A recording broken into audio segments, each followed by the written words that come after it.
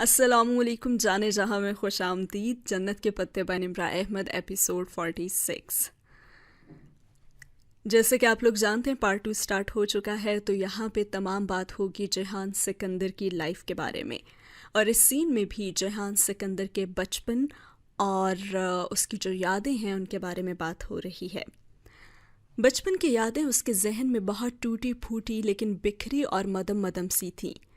باسفورس کا نیلا سمندر، سمندری بگلے، جہانگیر میں واقع ان کا گھر اور دادا، یہ وہ سب تھے جو اس کے بچپن میں اس کے ساتھ تھے. دادا ابا کا ساتھ ان میں سب سے زیادہ اثر انگیز تھا. وہ اپنے ماں باپ کی اکلوتی اولاد تھا اور شادی کے 7ویں برس ملنے والی پہلی اور آخری اولاد، احمد شاہ کا اکلوتا پوتا. دادا کاروبار کے سلسلے میں ترکی آیا کرتے تھے اور وہ فوج سے میجر ریٹائر ہوئے تھے. وقت سے قبل ریٹائرمنٹ کی وجہ ان کی خراب صحت تھی. فوج سے باعزت طور پر ریٹائرمنٹ کے بعد وہ اپنے ایک دوست کے ساتھ کاروبار میں شریک ہو گئے اور تبھی وہ ترکی آئے اور پھر آتے جاتے رہے. ترکی میں ان کا علاج جو پاکستان میں ممکن نہ تھا قدرے سستا ہوتا رہا. جب ابا کا تبادلہ ترکی ہوا تو ممی بھی ساتھ آئیں اور دادا نے تبھی چند پیسے جوڑ کر جہانگیر کے علاقے میں زمین خریدی، اور وہ خوش قسمتی کا دور تھا. ابا نے بعد میں اس جگہ پہ گھر بھی بنوانا شروع کر دیا، اور وہ تبھی پیدا ہوا تھا. دادا کی گویا آدھی بیماری تو دور ہی ہو گئی تھی.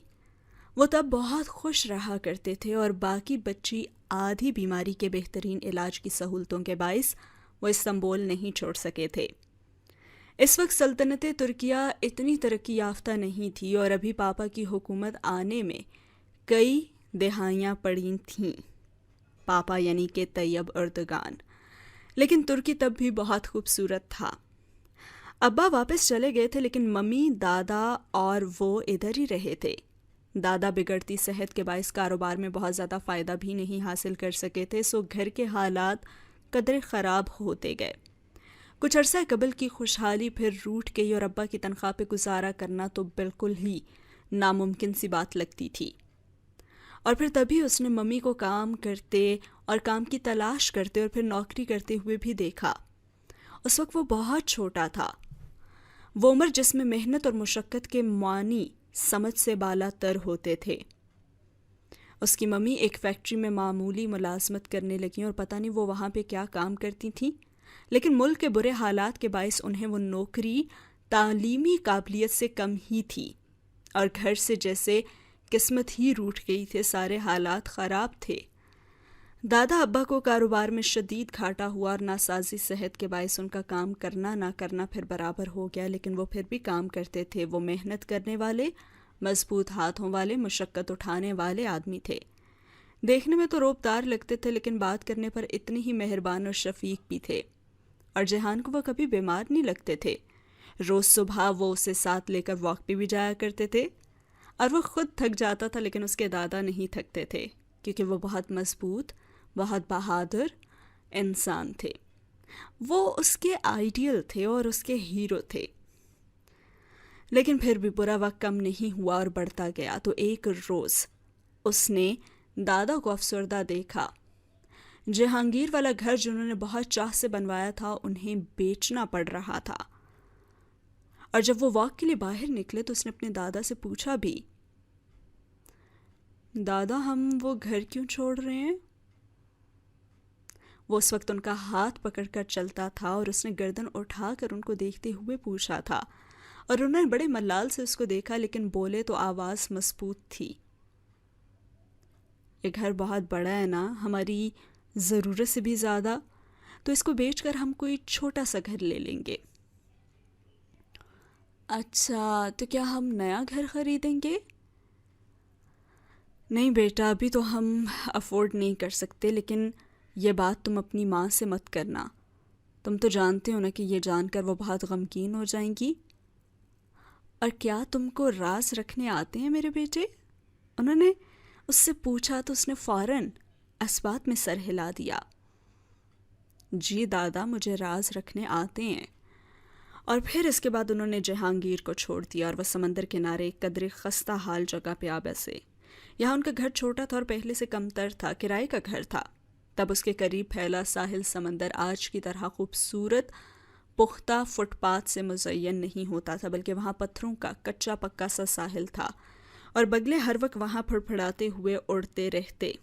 دادا کہتے تھے استنبول مسجدوں کا شہر ہے مگر جہان کو وہ ہمیشہ بگلوں کا شہر لگتا تھا۔ اپنے گھر کی بالکنی سے وہ ان بگلوں کو اکثر دیکھا کرتا تھا اور شام میں وہاں بیٹھ کر وہ ان کو یوں شمار کرتا جیسے لوگ تارے شمار کرتے ہیں، اور وہ تھک جاتا لیکن بگلے ختم نہ ہوتے۔ وہ اب بھی صبح دادا کے ساتھ باسفورس کنارے واک پہ جایا کرتا تھا اور وہ اپنی بیماری کے باوجود بہت تیز تیز چلا کرتے، اور جہان بگلوں کے لیے روٹی کا ٹکڑا پکڑے ان کی رفتار سے ملنے کی کوشش میں لگا رہتا، لیکن وہ ہمیشہ آگے نکل جاتے، پھر رک جاتے اور تب تک نہ چلتے جب تک وہ ان کے ساتھ نہ آ ملتا۔ اور وہ بھی ان سے پوچھتا، دادا آپ رک کیوں جاتے ہیں؟ میں چاہتا ہوں کہ میرا بیٹا مجھ سے آگے نکلے اور پیچھے نہ رہے۔ دادا اسے ہمیشہ میرا بیٹا کہتے تھے، اور بہت بعد میں اسے محسوس ہوا کہ وہ اپنے اصل بیٹے کو بہت پسند بھی نہیں کرتے تھے۔ ابا عرصے بعد آیا کرتے تھے اور جب بھی آتے دادا کے ساتھ تلخ کلامی ضرور ہوتی، اور اب ممی کسی جگہ سے کپڑوں پہ مختلف قسم کے موتیوں کا کام سیکھتی تھیں اور ساتھ میں نوکری بھی۔ ابا تو ان سے بھی لڑ پڑتے مگر اس نے ہمیشہ اپنی ماں کو صبر شکر کر کے خاموشی سے اپنا کام کرتے ہوئے دیکھا تھا۔ وہ ابا کو بہت رسان سے جواب دے کر انہیں خاموش کرا دیتی اور ساتھ ساتھ اپنا کام بھی کرتی رہتی۔ ممی اور دادا یہ دونوں افراد کبھی بھی فارغ نہیں بیٹھتے تھے۔ بیکار رہنا یہ لفظ ان کی لغت میں تھا ہی نہیں۔ بہت بچپن سے وہ ان کی طرح بنتا چلا گیا تھا، اسے کام کی عادت پڑ گئی تھی اور پھر اسے فارغ بیٹھنے کا مطلب تو بھول گیا تھا۔ اسے بس اتنا معلوم ہوتا تھا کہ وہ ورکنگ کلاس لوگ ہیں، انہیں ہر وقت کام کرنا چاہیے، فارغ تو صرف ان لوگوں کو بیٹھنا چاہیے جو امیر ہوں اور جن کے پاس ہر سہولت میسر ہو، جیسا کہ اس کے ماموں لوگ۔ وہ ان سے تبھی مل پاتا جب کبھی شاذ و نادر وہ ترکی آتے، اور وہ اسے ہمیشہ ہی ناپسند رہے تھے۔ اس کے دونوں بڑے ماموں روبدار تھے اور مغرور بھی تھے۔ ان کے سامنے بیٹھ کر لگتا تھا کہ وہ بہت شاہانہ قسم کے لوگ ہیں، جبکہ وہ دادا اور ممی بہت غریب اور معمولی انسان ہیں۔ اس نے ممی کو بڑے ماموں کے سامنے سختی سے نفی میں سر ہلاتے اور جیسے انکار کرتے یا منع کرتے ہوئے بھی دیکھا تھا، اور ممی سے جب وہ پوچھتا تو وہ اسے کچھ نہ بتاتی۔ اور پھر ایک دن اس نے اپنے دادا سے پوچھا کہ ممی کو وہ کیا کہتے ہیں، تو اس کے دادا نے بتایا کہ وہ تمہاری ممی کو پیسے دینا چاہتے ہیں لیکن وہ نہیں لیتی۔ اور پھر وہ حیرت سے سوال کرتا کہ ایسا کیوں ہے، اور اس کے پھر دادا جواب دیتے کہ جب انسان کے یہ دو ہاتھ سلامت ہوں تو اس کی عزت کسی سے کچھ نہ لینے میں ہی ہوتی ہے، اور جو ہاتھ پھیلاتا ہے نا میرے بیٹے، وہ اپنا سب کچھ کھو دیتا ہے۔ اس کے دادا کہتے تھے کہ انسان کو عزت سے جینا اور وقار سے مرنا چاہیے۔ جیسے دادا تھے بہت عزت والے، اور جیسے ممی تھیں محنت کر کے مشقت کر کے زندگی بسر کرنے والے لوگ۔ لیکن پتہ نہیں کیوں ابا ایسے نہیں تھے۔ وہ 8 برس کا تھا جب ابا ایک روز ترکی آئے تھے، اور تب وہ ایک اعلیٰ عہدے پہ پہنچ کر کافی بہتر بھی کمانے لگ گئے تھے، لیکن تب بھی ان کے گھر کے حالات نہیں بدل سکے تھے۔ البتہ اس بار اس نے پہلی دفعہ ابا اور دادا کو لڑتے ہوئے ضرور سنا تھا، اور بلند آواز سے اور غصے سے بحث کرتے ہوئے بھی، اور وہ بہت ڈر گیا تھا۔ ممی اس وقت گھر پہ نہیں تھی اور ابا لڑ جھگڑ کر سامان پیک کر کے باہر چلے گئے اور دادا اپنے کمرے میں جا کر لیٹ گئے۔ اس کے بعد رات کو وہ ڈرتے ڈرتے اور خاموشی سے دادا کے کمرے میں آیا، لیکن وہ چپ چاپ لیٹے تھے، لحاف اوڑے چھت کو تکتے۔ ان کا چہرہ پیلا سفید لگ رہا تھا اور آنکھیں بالکل گلابی پڑ رہی تھیں۔ وہ دھیرے سے ان کے پاس آ کر بیٹھا اور انہیں پکارنے لگا، دادا۔ اس کی سمجھ میں نہیں آیا تھا کہ وہ انہیں کیا کہے، اور اس نے پوچھا کہ کیا وہ ٹھیک ہیں اور انہوں نے کھانا کھایا ہے اور ان کو کیا کچھ چاہیے۔ لیکن دادا ابا نم آنکھوں سے اسے دیکھتے نفی میں سر ہلاتے گئے، اور پھر انہوں نے کہا، تمہیں پتہ ہے جہان، اپنے بوڑھے ہاتھوں میں اس کا چھوٹا سا ہاتھ رکھ کر وہ اس کی آنکھوں میں دیکھتے ہوئے کہنے لگے، سلطان ٹیپو کو سلطان ٹیپو کو جس نے دھوکہ دیا تھا وہ میر صادق تھا۔ اس نے سلطان سے دغا کیا اور انگریز سے وفا کی۔ انگریز نے انعام کے طور پر اس کی کئی پشتوں کو نوازا۔ انہیں مہینہ وظیفہ بھی ملتا کرتا تھا، لیکن پتہ ہے جہان، جب میر صادق کی اگلی نسلوں میں سے کوئی نہ کوئی ہر ماہ وظیفہ وصول کرنے عدالت آتا تو چپڑاسی صدا لگایا کرتا تھا اور کہتا تھا، میر صادق غدار کے ورثہ حاضر ہوں۔ اور پھر ایک آنسو ان کی آنکھوں سے پھسلا اور تکیے میں جذب ہو گیا۔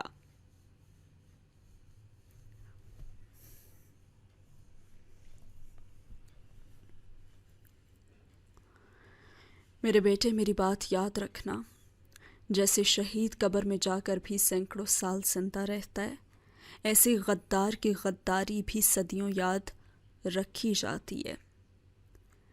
دن کے اختتام پہ فرق صرف اس چیز سے پڑتا ہے کہ انسان تاریخ میں صحیح طرف تھا یا پھر غلط طرف تھا۔ اور پھر انہوں نے اس کا ہاتھ اپنے دونوں ہاتھوں میں پکڑا۔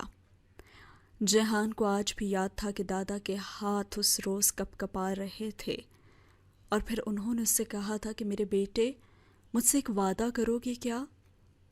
اور جہان نے اس وقت اسبات میں سر ہلایا تھا، اور پھر دادا نے اس سے کہا تھا کہ یہ تمہارا ملک نہیں ہے، لیکن پھر بھی تم اس کا کھا رہے ہو، کبھی بھی اس کو نقصان مت پہنچانا۔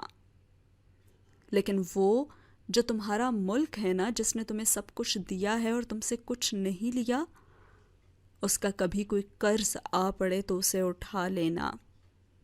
میں وہ بوجھ نہیں اٹھا سکتا جو تم پہ آن پڑا ہے، اور تم ہی اسے اٹھا لینا۔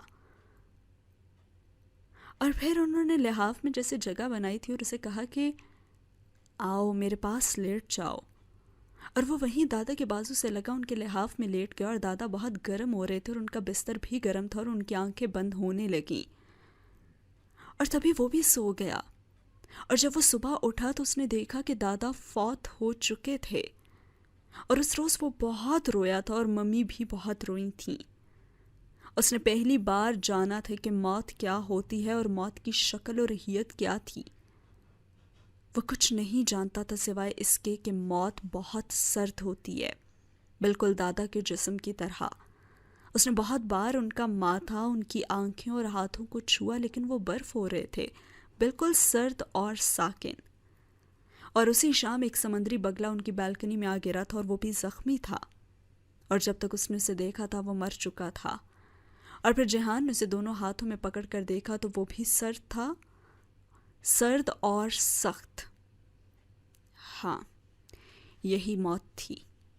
لیکن ابا ان کے ساتھ نہیں تھے، اور وہ کہاں تھے اسے معلوم نہیں تھا۔ بس ممی اور وہ دادا کو پاکستان لے آئے، وہیں ان کو دفنایا گیا اور وہیں وہ ابدی نیند سو گئے، لیکن ابا کا کوئی نام و نشان نہیں تھا۔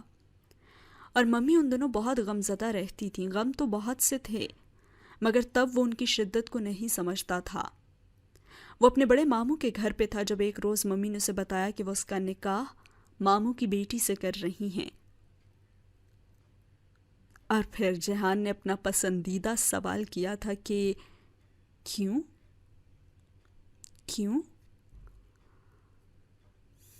کیونکہ کچھ ایسا ہوا ہے کہ شاید ہم پھر یہاں نہ آ سکیں بیٹا۔ میں چاہتی ہوں کہ تعلق کی ڈور بندھی رہے اور میرے بھائی مجھ سے نہ چھوٹیں۔ ممی نے تو اور بھی بہت کچھ کہا تھا، لیکن اسے یاد نہیں تھا اور اسے صرف دادا کی باتیں یاد تھیں۔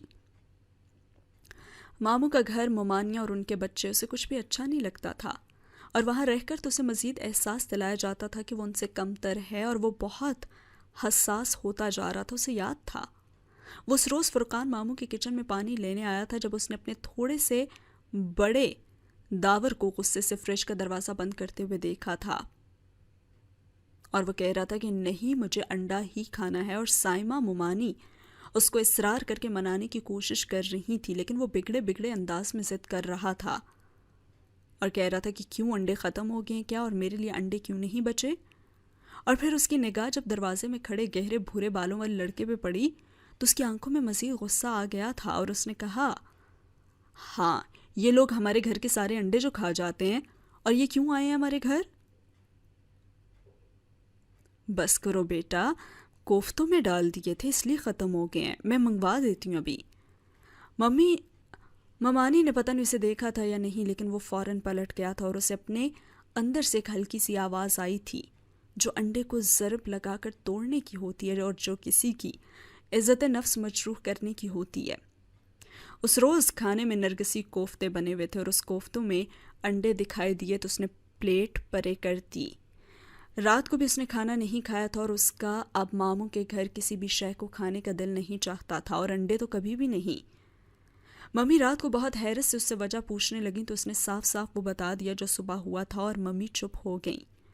پھر انہوں نے اسے توس اور ساتھ کچھ اور لا دیا، اور پھر جتنے دن وہ وہاں رہے اس نے انڈوں کو ہاتھ نہیں لگایا تھا، اور ممی نے بھی ایک دفعہ بھی اصرار نہیں کیا۔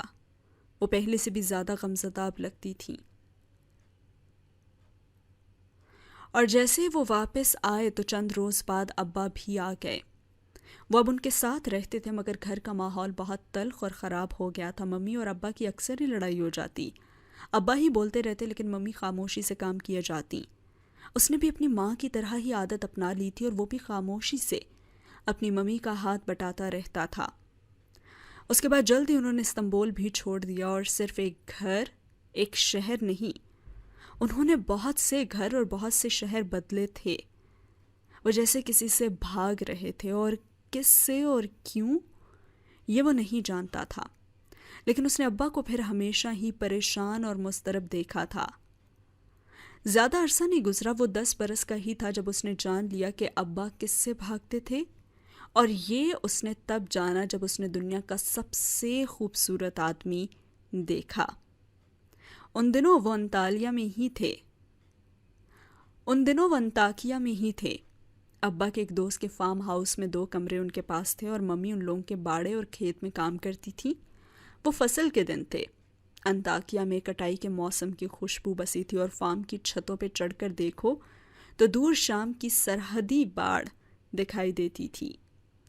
وہ اکثر وہاں سے شام کی سرزمین کو دیکھا کرتا تھا، مگر اس رات وہ سو رہا تھا جب اس نے وہ آواز سنی۔ اس آواز پہ وہ ایک دم اٹھا، لیکن اس کی ممی ادھر نہیں تھی۔ ان کو آج رات دیر تک فصل کا کام نپٹانا تھا، وہ جانتا تھا۔ پھر وہ سوچنے لگا کہ اگر ممی نہیں ہے تو کس کی آواز تھی، اور جیسے کوئی درد سے چلایا تھا۔ آواز 7 والے کمرے سے آئی تھی، اور وہ فوراً بستر سے اٹھا، اور وہ ڈرا نہیں تھا کیونکہ وہ میجر احمد شاہ کا بہادر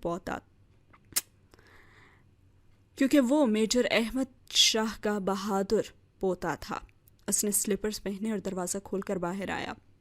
دوسرا کمرہ جو سامان کے لیے استعمال ہوتا تھا اس کی بتی جل رہی تھی، اور جیہان نے اس کا دروازہ دھکیلا تو وہ کھلتا چلا گیا، اور اندر کا منظر تو بہت ہی بھیانک تھا۔ کمرے میں چیزیں ادھر ادھر بکھری ہوئی تھی جیسے بہت دھینگا مشتی کی گئی ہو، اور ابا ایک کونے میں شل سے کھڑے تھے، اور ان کے ہاتھ میں ایک چاقو تھا جس کے پھل سے خون کے قطرے ٹپ ٹپ گر رہے تھے۔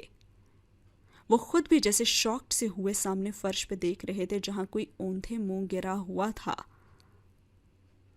ابا، اس نے پکارا جیسے کرنٹ کھا کر۔ انہوں نے سر اٹھایا اور اسے دیکھ کر تو ان کی آنکھوں میں خوف اتر آیا۔ انہوں نے گھبرا کر چاقو پھینکا اور پھر کہا کہ نہیں، یہ میں نے نہیں، یہ تو مجھے مارنا چاہتا تھا، اور میں کیا کرتا؟ بے رب سی صفائیاں دیتے وہ آگے آئے اور جلدی سے دروازہ بند کیا، اور جیہان پھٹی پھٹی نگاہوں سے فرش پہ اوندھے منہ گرے شخص کو دیکھتا رہا، بلکہ نہیں، وہ اس خون کو دیکھ رہا تھا جو اس کے اوندھے گرے جسم کے نیچے سے کہیں سے نکلتا ہوا فرش پہ بہہ رہا تھا۔ اور پھر انہوں نے کہا، جیہان میری بات سنو میرے بیٹے۔ ابا نے بہت ہی بے چارگی سے اسے کندھوں سے تھام کر سامنے کیا۔ ان کا میرے بیٹے کہنے کا انداز بالکل بھی دادا جیسا نہ تھا، اور پھر وہ کہنے لگے، یہ جو آدمی ہے نا، یہ مجھ سے لڑ رہا تھا، اور میرے پاس کوئی اور راستہ نہیں تھا سوائے اس کے کہ میں اس کو روکوں، ورنہ یہ مجھے پاکستان لے جاتا۔ اچھا، تم یہ بات کسی کو بتاؤ گے تو نہیں نا میرے بیٹے؟ اس نے خالی نگاہوں سے انہیں دیکھا اور اسبات میں سر ہلایا۔ وہ واقعی بہت گھبرائے ہوئے لگ رہے تھے۔ تم کسی کو نہیں بتاؤ گے نا؟ اپنی ماں کو بھی نہیں؟ نہیں ابا، مجھے راز رکھنے آتے ہیں، اس نے خود کو کہتے سنا۔ ہاں چلو پھر جلدی کرو، اس جگہ کو ہمیں صاف کرنا ہے اور اس کی لاش کو کہیں دور لے کر جانا ہے۔ میں گھوڑا لاتا ہوں، تب تک تم تولیہ لے کر نا یہ والی جگہ صاف کر دو، ٹھیک ہے؟ اور اس نے بھی فرما برداری سے سر اس بات میں ہلایا۔ چند روز پہلے باڑے میں ایک گائے زخمی ہو کر مر گئی تھی اور اس کا خون جو دیوار پہ لگ گیا تھا اسی نے تو صاف کیا تھا ممی کے ساتھ، اور وہ جانتا تھا کہ اب بھی وہ کر لے گا۔ اور پھر اس کے ابا یہ کہتے ہوئے کہ میں ابھی آتا ہوں تیزی سے باہر نکل گئے، اور اسے لگا کہ شاید اب وہ کبھی واپس نہیں آئیں گے، جیسے دادا نہیں آئے تھے۔ اور پہلی دفعہ اسے محسوس ہوا تھا کہ اس کو ابا پہ بھروسہ نہ تھا، لیکن کام تو اسے کرنا تھا۔ وہ بھاگ کر 2-3 تولیے لے آیا اور پنجوں کے بل پکے فرش پہ جھکا خون صاف کرنے لگا۔ وہ باڑے کی اب کوئی گائے تو نہیں تھی، وہ کوئی انسان تھا اور جیتا جاگتا وجود جو اب لاش بن چکا تھا۔ اور پھر چند لمحے بعد ہی وہ شدید خوف کے زیر اثر آنے لگا۔ اس کے ہاتھوں میں لرزش آ گئی، لیکن کام تو اسے پھر بھی کرنا تھا۔ کچھ ثانیے کے بعد کسی خیال کے تحت اس نے خون سے تر تولیہ چہرے کے قریب لے جا کر سونگھا، اور پھر ناک اس اوندھے منہ گرے وجود کے اوپر جھکا کر سانس اندر کو کھینچی۔ اس آدمی کے وجود سے خوشبو اٹھ رہی تھی، کوئی ایسی خوشبو جس نے کبھی سونگھی نہیں تھی، اور وہ خوشبو دھیرے دھیرے اس کا خوف زائل کرنے لگی۔ بہت زور لگا کر اس نے اس آدمی کو سیدھا کیا، اور پھر اس کے سینے پہ جہاں سے خون ابل رہا تھا تولیہ زور سے دبا کر رکھا، اور اپنے سامنے ایک لاش کو دیکھ کر بھی اسے ڈر نہیں لگ رہا تھا، اس لیے نہیں کہ وہ احمد شاہ کا پوتا تھا، بلکہ اس شخص میں ہی کچھ ایسا تھا جو ہر طرف خوشبو بکھیر رہا تھا۔ اس نے سیاہ پینٹ اور سیاہ سویٹر اور سر پہ سیاہ اونی ٹوپی لے رکھی تھی، اور اس کا رنگ سرخ و سفید تھا، اور وہ بہت ہی خوبصورت اور وجیح آدمی تھا۔ سیدھا کرنے پر اس کی ٹھوڑی جو سینے سے جا لگی تھی ذرا اوپر کو ہوئی تو گردن پہ پسینے کے قطرے نمایاں نظر آ رہے تھے۔ جیہان نے اس کے ماتھے پہ ہاتھ رکھا، اور وہ گرم تھا، اور دادا کے جسم کی طرح وہ ٹھنڈا نہیں تھا، نہ ہی وہ سخت تھا اور نہ ہی اکڑا ہوا تھا، بلکہ وہ تو بہت نرم اور گرم سا تھا۔ اور وہ سوچنے لگا کہ کیا وہ واقعی مر چکا تھا؟ اور اسی اثنا میں ابا آ گئے، اور اب وہ پہلے سے زیادہ سنبھلے ہوئے لگ رہے تھے۔ اس کے زخم پہ کپڑا کس کر باندھنے کے بعد اسے گھسیٹتے ہوئے وہ ابا باہر لے گئے، اور وہاں پہ ایک گھوڑا کھڑا تھا، اور اسے بامشکل گھوڑے پہ اوندا لاد کر ابا نے باگ تھام لی۔ وہ بھی ساتھ ہی اولیا، اور رات کا وقت تھا اور ہر سو سناٹا اور تاریکی تھی۔ ابا فارم کی پچھلی طرف آ گئے، اور وہاں بڑے سے کچے صحن کے وسط میں ایک فوارہ بنا تھا۔ ابا 2 بیلچے کہیں سے لے کر آئے اور زمین کھودنے لگے۔ اس نے بھی بیلچہ تھام لیا اور ان کی مدد کرنے لگا، اور کافی دیر بعد جب گڑھا کھد گیا تو ابا نے اس لاش کو بامشکل اتار کر گڑھے میں ڈالا، اور اس نے اس سے پوچھا کہ ابا کیا یہ مر چکا ہے؟ وہ متذبذب تھا اور بول اٹھا، لیکن انہوں نے ذرا حیرت سے اسے دیکھا اور کہا کہ ہاں یہ مر چکا ہے، نہ تو سانس ہے اور نہ ہی دھڑکن۔ اور پھر اس نے ابا سے پوچھا کہ یہ کون تھا؟ مٹی ڈالتے ہوئے لمحے بھر کو رکے اور جیسے فیصلہ کر رہے ہوں کہ اسے بتانا چاہیے بھی یا نہیں، لیکن پھر بتانے کا فیصلہ کر لیا۔ یہ پاک سپائے تھا۔ اچھا، اب مزید کوئی سوال نہیں، ٹھیک ہے؟ اور جیہان نے اس بات میں سر ہلا دیا۔ وہ مزید کوئی سوال کر بھی نہیں رہا تھا، اور اس کی نگاہیں اس سیاہ پوش شخص پہ جمی ہوئی تھیں۔ جیہان نے اس بات میں سر ہلا دیا، اور وہ مزید کوئی سوال کر بھی نہیں رہا تھا، اور اس کی نگاہیں اس سیاہ پوش شخص پہ جمی ہوئی تھیں جس پہ اب ابا مٹی گرا رہے تھے، اور بلا شبہ وہ اس دنیا کا خوبصورت ترین آدمی تھا۔ پاک سپائے یعنی پاکستانی جاسوس۔ اور واپسی پہ ابا نے کمال مہارت سے تمام نشانات صاف کر دیے، اور تھوڑی دیر بعد کمرہ یوں ہو گیا جیسے وہاں کچھ ہوا ہی نہ تھا، اور چیزیں درست کرتے ہوئے ابا اسے پتہ نہیں کیوں پھر سے ڈرانے لگے تھے۔ جب تک وہ آدمی اس کے قریب تھا اس کا سارا خوف زائل ہو گیا تھا، لیکن جب وہ دفن ہو گیا تو وہ خوف پھر سے اس پہ آ گیا۔ ابا نے ہر نشان مٹا ڈالا، اور ممی کو بھی کچھ پتہ نہ لگ سکا، مگر اسے تو یاد تھا دادا کہا کرتے تھے کہ انسان جس جگہ پہ جو کرتا ہے اس کا اثر اس جگہ پہ چھوڑ جاتا ہے، اور آثار ہمیشہ وہیں رہتے ہیں۔ وہ کہتے تھے کہ یہ سورہ یاسین میں لکھا ہے، اور وہ یہ بھی کہتے تھے کہ انسان جو بولتا ہے اس کے الفاظ ہوا میں ٹھہر جاتے ہیں اور آثار کبھی نہیں مٹتے۔ اس پاک سپائی کے آثار بھی اس کے ذہن پہ اور اس کمرے کے فرش پہ اور فوارے کے سنگ مرمر پہ نقش ہو چکے تھے۔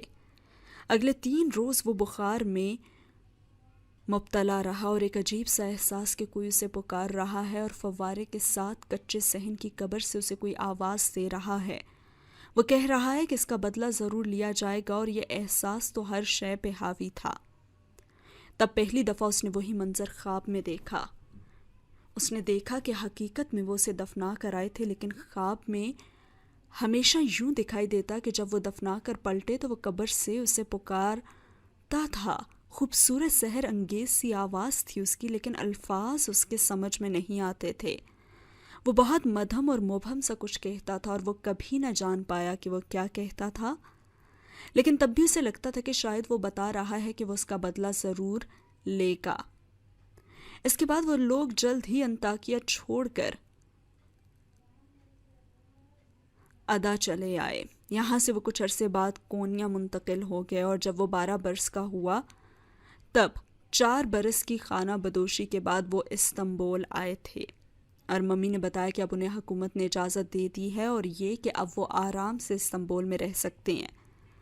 مگر آرام سے تو وہ تب بھی نہیں رہنے لگے تھے۔ ممی ویسے ہی جاب کرتی تھی، البتہ ابا بدلتے جا رہے تھے۔ وہ پہلے سے زیادہ مضطرب اور چڑچڑے رہنے لگے تھے، اور کبھی کبھی وہ غصے میں اتنے بے قابو ہوتے کہ انہیں لگتا کہ وہ پاگل ہوتے جا رہے ہیں، اور تب اسے وہ پاک سپائے بہت یاد آتا۔ پھر ایک رات ممی کے ساتھ لیٹتے ہوئے اور چھت کو تکتے ہوئے اس نے ان سے پوچھ ہی لیا، ممی یہ پاک سپائی کون ہوتا ہے؟ پہلے تو ممی چند لمحے خاموش رہیں اور پھر ان سے کہنے لگیں، بیٹا پاکستان کی فوج میں جو خفیہ ایجنسیز ہوتی ہیں نا، ان میں بہت سے فوجی اور غیر فوجی کام کرتے ہیں۔ ان اہلکاروں میں سے کچھ تربیت یافتہ ایجنٹ ہوتے ہیں، اور وہ اپنے ملک کے رازوں کی حفاظت کے لیے دوسرے ممالک کے راز چرایا کرتے ہیں۔ اور ان کی یہ بات سننے کے بعد وہ ان سے پوچھنے لگا کہ لیکن وہ کرتے کیا ہیں؟ وہ دوسرے ممالک میں جا کر جاسوسی کرتے ہیں، اپنا بھیس بدل بدل کر وہ ہر جگہ پھرتے ہیں۔ ان کا کوئی ایک نام یا پھر کوئی ایک شناخت نہیں ہوتی، اور ان کا کوئی ایک گھر یا ایک فیملی بھی نہیں ہوتی ہے۔ وہ کبھی کچھ اور کبھی کچھ اور ہی بن جاتے ہیں، اور ان کو یہ سب کچھ سکھایا جاتا ہے تاکہ وہ جاگیں اور پاکستان کے لوگ سکون سے سو سکیں۔ وہ اپنے ملک کی آنکھیں ہوتے ہیں۔ اور پھر ان کو کیا ملتا ہے؟ کچھ بھی نہیں، ممی نے گہری سانس لے کر کہا، جب کوئی وردی والا سپاہی محاذ پہ لڑتا ہے تو اگر وہ زندہ رہ جائے تو غازی کہلاتا ہے، جان قربان کر دے تو شہید۔ اعزازات صرف وردی والے کو ملتے ہیں، ان کے نام سے سڑکیں اور چوک منسوب کیے جاتے ہیں اور ان پہ فلمیں بنائی جاتی ہیں، لیکن یہ جو جاسوس ہوتا ہے نا، وہ انسنگ ہیرو ہوتا ہے، بے نام و نشان، خاموشی سے کسی دوسرے ملک میں زندگی بسر کرتا ہے اور بالکل اکیلا اور تنہا ہی کام کیا کرتا ہے وہ، اور اگر گرفتار ہو جائے تو اسے بچانے کے لیے عموماً کوئی بھی نہیں آتا۔ اور وہ بہت حیران ہوا تھا اور اس نے پوچھا کہ ایسا کیوں؟ بیٹا یہی تو اس پیشے کی مجبوری ہوتی ہے۔ گرفتار ہونے کی صورت میں جاسوس کا ملک، حکومت، فوج، ایجنسی کوئی بھی کھلم کھلا اسے بچا نہیں سکتا، اسے اون نہیں کرتی کوئی بھی چیز، اور اگر پوچھا بھی جائے نا تو وہ صاف انکار کر دیا جاتا ہے۔ ہاں دوسرے طریقوں سے وہ اسے جیل سے بھگانے کی کوشش ضرور کرتے ہیں، لیکن اگر یہ بھی نہ ہو سکے تو پھر جاسوس کو ساری زندگی جیل میں ہی رہنا پڑتا ہے۔ لیکن اگر وہ راز اگل دینا تو وہ غدار کہلاتا ہے، اس لیے اسے یہ تک چھپانا ہوتا ہے کہ وہ جاسوس ہے، کیونکہ ہر ملک میں جاسوسی کی سزا موت ہی ہوتی ہے۔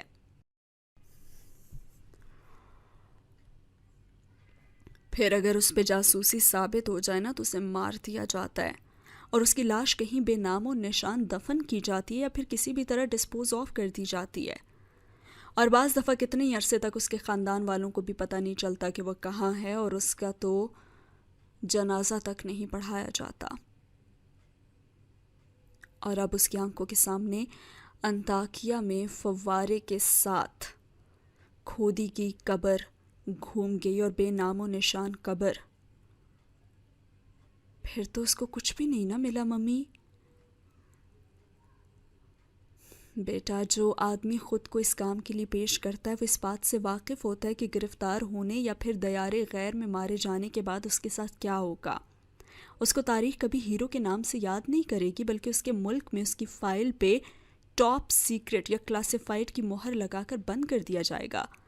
وہ یہ سب جانتے بوجھتے بھی خود کو اس جاب کے لیے پیش کرتا ہے. اور پتہ ہے کیوں؟ ہاں کیوں؟ اس نے اپنے پسندیدہ سوال پھر سے دہرایا. کیونکہ بیٹا، جو شخص اپنی جان کے ذریعے اللہ کی راہ میں لڑتا ہے اسے دنیا کے اعزازات اور تاریخ میں یاد رکھے جانے یا پھر نہ رکھے جانے سے کوئی فرق نہیں پڑتا. اسے تو اس بات سے بھی فرق نہیں پڑتا کہ گرفتاری کی صورت میں سب اسے چھوڑ دیں گے اور موت کی صورت میں کوئی اس کا جنازہ بھی اٹھانے نہیں آئے گا، کیونکہ اسے تو اللہ تعالیٰ کی رضا چاہیے ہوتی ہے، اور جسے یہ مل جائے اسے اور کچھ نہیں چاہیے ہوتا. ممی اکثر اسے ایسی باتیں بتایا کرتی تھیں اور وہ پھر ایک دم چپ ہو جاتی تھیں اور پھر اپنے کاموں میں لگ جاتی تھیں. اپنے ملک کے راز کبھی نہیں بیچنے چاہیے. انسان بھی کتنی تھوڑی قیمت پہ راضی ہو جاتا ہے. اس وقت ان کی آنکھوں میں ایک لودیتی اذیت ہوتی. بہت عرصے بعد جیہان کو اس تاثر کی وجہ سمجھ آئی تھی، اور یہ تب ہوا تھا جب ان کی جدیسی یعنی کہ گلی سے پچھلی جدیسی میں رہنے والے ایک لڑکے حاقان نے اس پہ راہ چلتے فکرہ اچھالا کہ وہ پناہ گزین ہے اور یہ کہ اس کا باپ ایک مفرور مجرم ہے. اس وقت اس نے حاقان کو کچھ بھی نہیں کہا، لیکن رات جب ممی سے اس نے پوچھا تو انہوں نے بتایا اور سب کچھ صاف صاف کہ کس طرح ابا سے غلطی ہوئی اور اس کی سزا وہ بھگت رہے تھے. جلا وطنی کی سزا، اور ترک حکومت نے رحم کھاتے ہوئے انہیں سیاسی پناہ بخشی تھی. تب اسے لگا کہ وہ بھی وظیفہ لینے والوں کی قطار میں عدالت میں کھڑا ہے اور چپراسی زور زور سے صدا لگا رہا ہے، سکندر شاہ غدار کے ورثاء حاضر ہوں. اس سب کے باوجود وہ ابا سے نفرت نہیں کر سکا تھا اور وہ ان سے اتنی ہی محبت کرتا تھا جتنی پہلے. اور ویسے بھی ابا تو بیمار رہنے لگے تھے اور ممی کبھی کبھی ان کو ڈاکٹر کے پاس بھی لے جایا کرتی تھیں، لیکن ان کے اخراجات، اس کی پڑھائی، ان سب کے لیے ممی کو ڈبل شفٹ کام کرنا پڑتا. اور رات میں کبھی کبھار وہ ممی کو لاؤنج میں پاؤں اوپر کر کے بیٹھے تلووں پہ بنے چھالوں پہ دوا لگاتے ہوئے بھی دیکھتا تھا، اور ان کے ہاتھ سوئی، موتی، کپڑے، دھاگے اور کینچی سے آشنا ہو کر اب سخت پڑتے جا رہے تھے. اور تب وہ سوچتا تھا کہ وہ بہت محنت کر کے اور بہت امیر آدمی بنے گا تاکہ ممی کو کام نہ کرنا پڑے، اور وہ انہیں جہانگیر والا گھر دوبارہ خرید کر دے گا. مگر وہ وقت قوس قزح کی طرح دور چمکتا تو دکھائی دیتا تھا، لیکن اگر وہ اس کے پیچھے بھاگتا تھا تو وہ غائب ہو جاتا تھا. اسی طرح وقت گزرتا گیا اور ایک روز وہ اسکول سے آیا تو ممی اپنا زیور الٹ پلٹ کر رہی تھی، اور ان کے چہرے کے افسردہ تاثرات کو دیکھتے ہوئے ان کے پاس آ بیٹھا اور ان سے پوچھنے لگا، ممی کیا آپ اپنا زیور بیچ دیں گی جسے دادا نے جہانگیر والا گھر بیچ دیا تھا؟ اور ممی بے دلی سے مسکراتی ان سے کہنے لگی، بیٹا چیزیں تو ہوتی اس لیے ہیں، میں تمہارے ابا کے اس پیسے کو ہاتھ نہیں لگانا چاہتی جو کہ بینک میں رکھا ہوا ہے اور جس نے ہم دونوں کو اپنے ملک کے سامنے شرمندہ کر دیا، اس لیے میں اپنا ہی زیور بیچ رہی ہوں. ہاں تم یہ بات کسی کو نہیں بتاؤ گے.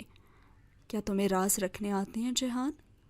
وہ اکثر دادا کو جیہان سے یہ فکرہ کہتے سنتی تھیں اور اسی لیے انہوں نے دہرایا تو اس نے پرملال مسکراہٹ کے ساتھ سر ہاں میں ہلا دیا. اس کے بعد ممی نے زیور بیچ دیا اور کچھ وقت کے لیے گزارا ہونے لگا، لیکن پھر اس کا دل چاہنے لگا کہ وہ بھی کچھ کام کر کے پیسے کمائے تاکہ اس کی ماں کے ہاتھ نرم پڑ جائیں اور ان کے پیروں کے چھالے مٹ جائیں اور یہی سوچ کر اس نے پچھلی جدیسی کے حاکان کے چچا کرامت کی ورک شاپ میں کام کرنے کے لیے خود کو پیش کیا۔ کرامت بے کا بیٹا علی کرامت اس کا کلاس فیلو بھی تھا، سو اس کو کام مل گیا اور اسے راز رکھنے آتے تھے، سو یہ بات اس نے ممی سے بھی راز رکھ لی۔ کرامت بے کی گاڑیوں کی ورک شاپ ان کے گھر کے بالکل ساتھ تھی، یعنی جہان کے گھر سے پچھلی گلی میں، اور جہان کا کمرہ بالائی منزل پہ تھا، اور اگر وہاں سے کھڑے ہو کر دیکھا جائے تو کرامت بے کا گھر اور ورک شاپ دونوں دکھائی دیتی تھیں۔ ورک شاپ بالکل گلی کے بالکل نکڑ پہ تھی اور اس سے آگے دوسری گلی میں مڑو تو کمرشل ایریا شروع ہو جاتا تھا۔ ایک روز ممی نے اس کے کمرے کی کھڑکی سے جھانکا تو وہ ورک شاپ میں ہاتھ منہ کالا کیے کام کرتا ہوا نظر آیا، اور یہ وہ وقت تھا جب وہ کھیلنے کے لیے جانے کی اجازت لے کر جایا کرتا تھا، اور ممی کو علم ہوتا تھا کہ وہ علی کرامت کے گھر جا رہا ہے، اور آج ان کو پتہ لگ گیا کہ وہ اصل میں کہاں جاتا تھا۔ اور اس کے بعد جب وہ گھر آیا تو انہوں نے ساری بات دہرا دی، لیکن نہ تو اسے ڈانٹا اور نہ ہی خفا ہوئی، اور اسے پوچھا، تم ورک شاپ میں کام کرو، اخبار بیچو یا پھولوں کے گلدستے بناؤ، کبھی ان کاموں میں اتنا پیسہ نہیں کما سکو گے کہ اپنی پوری کتابیں بھی خرید سکو۔ اس کے باوجود بھی میں تمہیں روکوں گی نہیں، میں اپنے بیٹے کو مضبوط اور محنتی دیکھنا چاہتی ہوں۔ اور اس نے ہمیشہ کی طرح اس بات میں سر ہلا دیا۔ کمائی نہ ہونے کے برابر تھی، لیکن پھر بھی اسے کام کرنا اچھا لگتا تھا، اور اس نے ممی سے کہا کہ وہ بڑا ہو کر میکینک بنے گا، اور ممی بہت ہنسی تھی اس وقت۔ ابھی تو تم نے زندگی میں بہت کچھ دیکھنا ہے بیٹا، بہت سے پیشے دیکھ کر تم کہو گے کہ تمہیں وہی بننا ہے، لیکن اصل میں انسان کو وہی پیشہ اپنانا چاہیے جس کے مطابق اس کی صلاحیت بھی ہو۔ ابھی یہ فیصلہ بہت دور ہے کہ تم کیا بنو گے، لیکن وہ تب بھی جانتا تھا کہ وہ میکینک ہی بنے گا اور یہی اس کی منزل تھی۔ اور پھر کبھی کبھی وہ خواب بھی اسے ستاتا تھا، اور وہ خواب جس نے ان برسوں میں کبھی اس کا پیچھا نہیں چھوڑا تھا، وہ پاک سپائے اور اس کا روشن چہرہ۔ تب سے اس کی خواہش ہوتی کہ وہ بھی اس جیسا ہی بنے، لیکن پھر وہ ڈر جاتا، معلوم نہیں کہ کیوں۔ اور اس کا یہ خوف اور یہ عجیب سا الجھن بھرا ڈر کب نکلا؟ شاید تب جب اس نے فریحہ سے دشمنی مول لی۔ فریحہ کرامت بے کی بھائی کی بیوی تھی، دراز قد، سمارٹ، خوبصورت، سبز آنکھوں اور کندھوں تک گرتے اخروٹی بالوں والی۔ اس کا لباس، اس کا اٹھنا بیٹھنا، اس کے ناز و انداز، سب میں ایک شاہانہ سی جھلک تھی، اور وہ بہت ہی مغرور اور اس طرح کی خاتون تھی۔ اس کا بیٹا حاکان بھی اتنا ہی مغرور اور نک چڑھا تھا۔ فریحہ کا شوہر ایکان معمولی صورت کا تھا، جبکہ کرامت بے کافی وجیح تھے، اسی لیے حاکان جو عمر میں جہان سے 2 برس ہی بڑا تھا، ہر جگہ اپنی ماں کے حسن کے قصے سنایا کرتا تھا۔ وہ لوگ پیچھے سے عرب تھے اور آپس میں عربی بولا کرتے تھے۔ ایک روز فریحہ ایکان ان کے اسکول آئی تو حاکان نے سب کے سامنے اپنی ماں کو گلاب کا پھول پیش کرتے ہوئے عربی میں کہا، میں انت مرا جمیلہ، ہی اسے سمجھ آیا۔ اس نے علی کرامت سے جب اس کا مطلب پوچھا تو اس نے بتایا کہ مرا جمیلہ بہت بہت خوبصورت عورت کو کہتے ہیں۔ اسے انت بھی بھول گیا اور صرف مرا جمیلہ ذہن پہ نقش کر گیا، یعنی کہ بے حد حسین عورت کو کہتے ہیں مرا جمیلہ۔ اور جب ممی اپنے زیور بیچ رہی تھی تو انہوں نے اسے بتایا تھا کہ انہوں نے ایک نیکلس رکھ لیا تھا اور وہ اسے کبھی نہیں بیچیں گی، کیونکہ وہ اس کو حیا کو دیں گی۔ اور انہوں نے اس وقت کہا تھا کہ تم ہمیشہ یاد رکھنا کہ میں تمہاری شادی اپنے بھائی کے گھر ہی کروں گی، اس لیے تمہیں استنبول میں کوئی لڑکی بہت خوبصورت نہیں لگنی چاہیے۔ سن لیا تم نے؟ لیکن فریحہ کافی خوبصورت تھی اور اسے بھی اچھی لگنے لگی تھی، لیکن اتنی نہیں کہ وہ اسے مرا جمیلہ ہی کہتے۔ اور پھر ایسا ہوا کہ حاکان سے اس کا جھگڑا ہوا اور ورک شاپ میں کام ختم کر کے وہ جدیسی میں کھیلتے علی کرامت، حاکان اور دوسرے لڑکوں کے ساتھ آج شریک ہوا۔ حاکان کو اعتراض تھا، لیکن علی کرامت کا کہنا تھا کہ جب دوسرے آدھے گیم کے دوران شامل ہو سکتے ہیں تو جہان کیوں نہیں؟ اور پھر حاکان نے یہی کہا تھا کہ مجھ میں اور اس میں بہت فرق ہے، میں حاکان ایکان رضا ہوں اور یہ تو ایک پناہ گزین کی اولاد ہے۔ اور جہان نے ہاتھ میں پکڑی سرخ گیند کھینچ کر اس کو دے ماری تھی اور اس نے بروقت سر نیچے کر لیا، مگر پھر تنفن کرتا آگے بڑھا اور تھوڑی سی مار کٹائی کے بعد لڑکوں نے انہیں چھڑا لیا اور وہ وہاں سے یوں بکھرے کہ حاکان کا ہونٹ پھٹا اور جیہان کی نکسیر پھوٹی اور گھر آ کر اس نے چپ چاپ خون صاف کر لیا. لیکن اصل اذیت اس تانے کی تھی جو اسے دیا گیا تھا کہ یہ یہاں پہ پناہ گزین ہیں، یہ یہاں کے نہیں ہیں اور یہاں پہ انہیں پناہ دی گئی ہے. جسے منہ پہ چابک ہی دے مارا، وہ تکلیف بہت زیادہ تھی، اور پھر بھی وہ ابا کے خلاف نہ جا سکا. اور شاید اسی لیے کہ اس کی ماں نے کبھی اسے باپ کے خلاف نہیں بھرا تھا، بلکہ ہمیشہ یہی سکھایا کہ نفرت گناہ سے کی جاتی ہے، گنہگار سے نہیں. واو، کیا خوبصورت بات یہاں پہ کی گئی ہے کہ نفرت گناہ سے ہونی چاہیے، گنہگار سے نہیں. اسی بات کے ساتھ اس ایپیسوڈ کو آج کرتے ہیں یہاں پہ ختم. جیہان سکندر کی لائف میں اور کیا کچھ ہوگا، اور اس کی ابھی بچپن کی یہاں پہ بات ہو رہی ہے. پھر جیسے جیسے اس کی لائف آگے بڑھے گی اس پوری سٹوری کو یہاں پہ بیان کیا جائے گا. اور بہت کم رہ گیا، اب ناول اتنا زیادہ نہیں رہ گیا، 70% ہو چکا ہے آئی گیس. خیر، کیسی لگی آج کی ایپیسوڈ؟ بہت بالکل نارمل تھی، بس ایک سکندر حیا جیہان سکندر کی لائف کی سٹوری بتائی جا رہی ہے کہ کیسے وہ زندگی گزاری اور کیا کچھ ہارڈ شپ تھیں اس کی مدر کی، جو کہ میں بھی جاننا چاہ رہی تھی کہ اس کی ماں نے اس کی کیسے تربیت کی، اور باپ کے نہ ہوتے ہوئے بھی مشکلات کا سامنا کرتے ہوئے اس کی اتنی اچھی پرورش کی اور ایک ذمہ دار شہری بنایا اسے آج. تو دیکھتے ہیں کہ کیا واقعی جیہان، وہ جو پاکستان سپائے تھا، اس سے انسپائر ہو کر کیا وہ بھی آرمی کو جوائن کر لے گا، یا پھر وہ واقعی میں میکینک ہی بنے گا، یا پھر ہو سکتا ہے کہ دونوں. جانیں گے آنے والی ایپیسوڈز میں. کیسی لگی آج کی ویڈیو؟ کامنٹ سیکشن میں ضرور بتائیے گا، اور لائک کرنا